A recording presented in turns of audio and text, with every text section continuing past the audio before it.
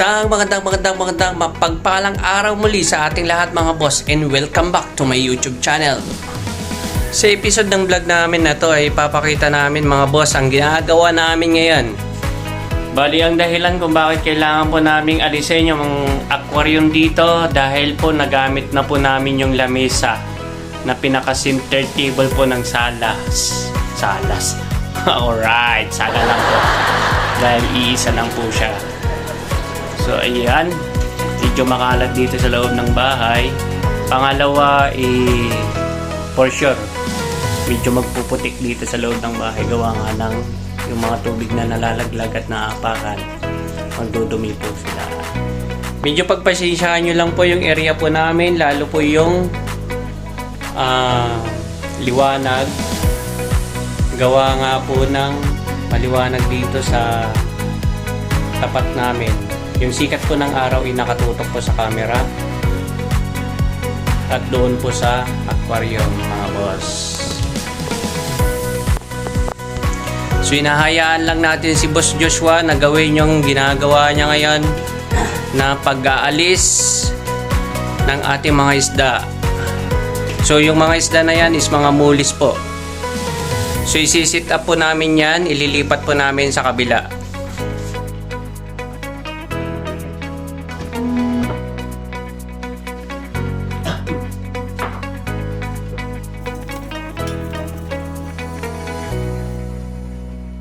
Muna ka rin sa ilalim na.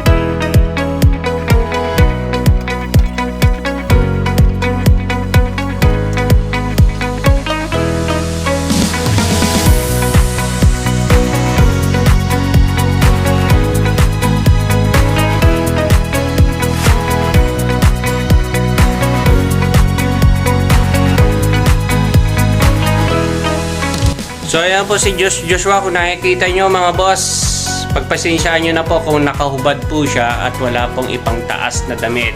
Gawa po ng mainit na po ang panahon dito sa Pilipinas. Kaya pasensya na po. So kung nakikita nyo mga boss, si Boss Joshua ay medyo nahirapan sa paghuli ng mga ating isda. Gawa nga ng medyo mahirap na mga po talaga dahil siyempre lumalangoy po yan, mga buhay po yan. Alright. So ang ginagawa po niya ngayon is sinasaksyon niya po yung tubig para mabawasan yung tubig, mabawasan po yung laman ng aquarium, at nang sa ganun is mas mabilis po niya mahuli yung ating mga isda mga boss. Bali ito po yung mga pinagtanggalan ng mga luma nating aquarium. Tapos ito rin yung mga plants nila. So kukunin pa natin yung mga ibang natira. So tatanggalin yan ni Boss Angel, Boss Joshua, sorry. Ayusin niya lang yan. Tapos kung nakikita nyo dito, ito po yung ayusin natin. Dito natin isi-sit up ngayon yung bago natin mga isda.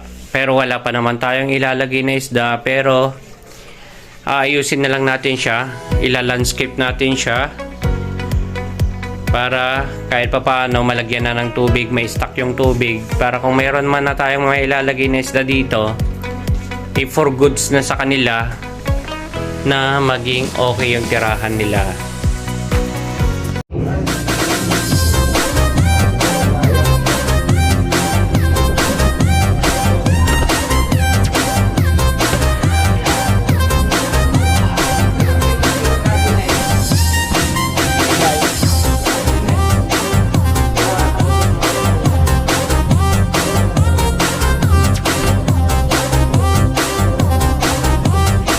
So bago natin tapusin ang vlog na to, kung bago ka lang napadpad sa aking YouTube channel, baka pwede naman pong paki-click ang subscribe, like and share, at pati na rin ang notification bell para updated po kayo sa mga susunod naming mga vlog. Gusto ko lang munang magpasalamat sa inyo, lalong-lalo na po sa mga bago nating mga subscribers dyan. At gusto ko rin po yung i-shoutout yung mga kaibigan natin dyan sa UAE, sa parte po ng Abu Dhabi, Al Wada Mall. Solid mga tropa, shoutout po sa inyong lahat. Team Lakay, Team Aro, sino pa ba dyan? Ang Team Edmart, salamat po sa inyo doon sa pag-subscribe nyo sa akin sa aking YouTube channel. Shoutout kay Ariel, shoutout kay Lakay Janwin, shoutout kay Lakay Erwin, shoutout kay Team Edmark, kay Giselle po yan. Shoutout kay Bok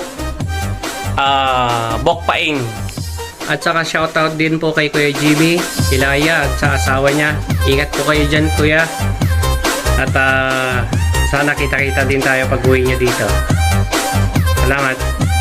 Kaya mga boss, yung mga tropa natin dyan sa Al Wada Mall, ano man ang inyong ginagawa sa oras ngayon, sa oras na mapapanood nyo ang aking vlog, lagi pong mag-iingat at lagi pong mag-iiwan ng salitang alright. Salamat sa inyo lahat. Paalam.